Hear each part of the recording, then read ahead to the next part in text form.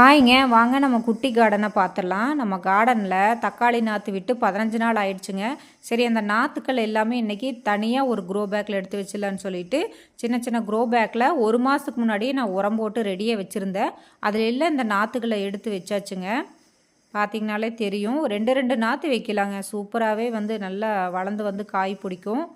இது வந்து ஒரு 10 வருஷமாக இந்த குட்டி கார்டனை மெயின்டைன் பண்ணிட்டு வரேன். பாருங்கள், இதில் எல்லாத்துலேயுமே வந்து வச்சாச்சு. பாலக்கீரையெல்லாம் பாருங்கள் சூப்பராக இருக்குது, அறுவடைக்கு தயாராக இருக்குது. இதில் குட்டி ரோஸ் இப்போ தான் மொட்டு விட்டுருக்கு. இதில் எல்லாம் வந்து நான் வந்து தக்காளி செடி எல்லாம் எங்கெங்கே இடம் இருக்கோ அங்கெல்லாம் நட்டு வச்சாச்சு. கத்திரிக்காய் செடி பாருங்கள், பழைய செடி நிறைய காய்ச்சிருச்சு. இப்போது ப்ரூனிங் பண்ணி விட்டதுக்கப்புறம் காய் பிடிக்க ஆரம்பிச்சிருக்குங்க.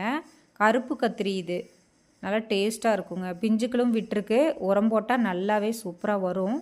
இதில் கத்திரி நாற்று அந்த மாதிரி எடுத்து வச்சுருக்கு. கத்திரி நாற்று இன்னும் கொஞ்சம் இருக்குது, வேறு க்ரோ பேக்கில் எடுத்து வைக்கணும். முருங்கைக்கீரை வந்து நல்லா வந்துட்டுருக்குங்க. இன்றைக்கி இந்த வேலை சூப்பராக நம்ம முடித்தாச்சு. மறுபடி செடி வச்சுட்டு கண்டிப்பாக நம்ம தண்ணி ஊற்றணும். எல்லாத்துக்கும் தண்ணி ஊற்றியாச்சுங்க. தண்ணி விடலைன்னா எல்லாமே வாடி போயிடும். அதனால் ஈவினிங் டைம் இல்லைன்னா மார்னிங் டைம் செடி வச்சு நம்ம வந்து தண்ணி ஊற்றிடணுங்க. கீரை பாருங்கள், நல்லா தளன்னு இருக்குது. செங்கீரைங்க, அறுவடைக்கு தயாராக இருக்குது. எப்போவுமே கீரைக்கு பஞ்சம் இருக்காது நம்ம வீட்டில். டெய்லி ஒரு கட்டு கீரை கிடச்சிரும். இதில் எல்லாம் கீரை தாங்க, சூப்பராக இருக்குது. அறுவடைக்கு தயாராக இருக்குங்க. இதை பறித்து நம்ம வந்து இது பண்ணிக்கலாங்க, சாப்பிட்டுக்கலாம். தேங்க்யூ.